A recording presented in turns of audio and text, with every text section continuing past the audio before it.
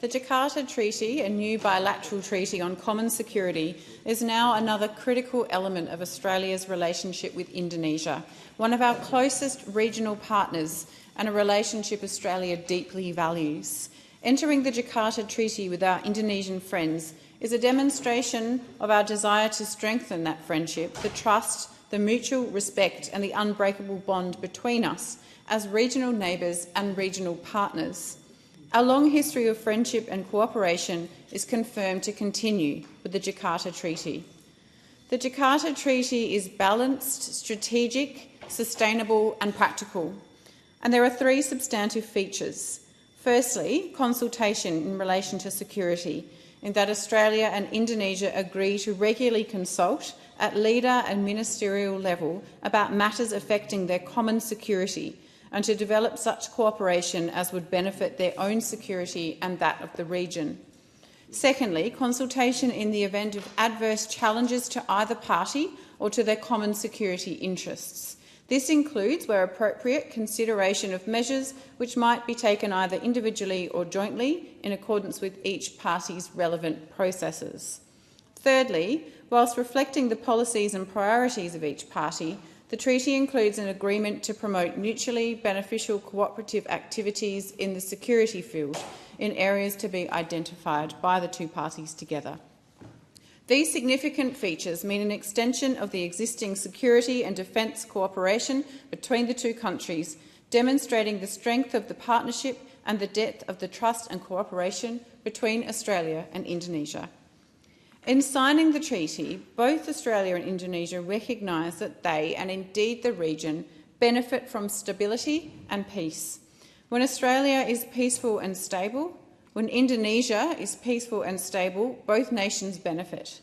And peace and stability across Australia and Indonesia and meaningful cooperation between us sends a strong message to the rest of the Indo-Pacific region and beyond. That message is that when collective responsibility is used to secure and maintain peace and stability, everybody benefits. Stability, resilience and a sense of security is singled out in the Jakarta Treaty as imperative, and it is recognised that working together collectively is the most effective way to achieve and maintain that environment.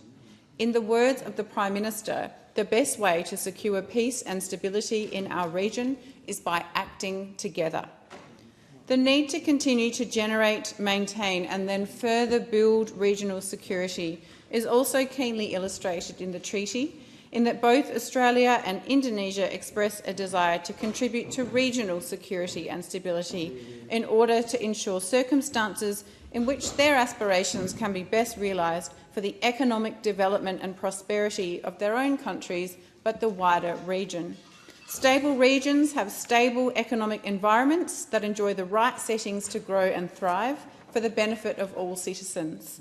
And of course, deepening Australia's economic engagement with Indonesia has and will remain a key priority for the Albanese Labor government, evidenced by the agreement to strengthen two-way investment through a Memorandum of Understanding between the Australian Government and the Indonesian Sovereign Wealth Fund Danantara, which will increase cooperation and information sharing and help to identify opportunities for increased two-way investment, enhancing our shared economic security and resilience.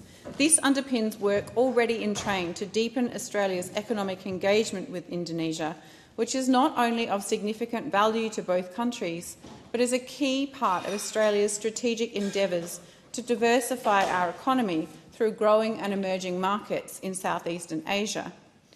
The treaty also quite rightly affirms the parties' commitment to dialogue and to transparent, predictable and responsible conduct to reduce the risk of misunderstanding, miscalculation and to prevent conflict.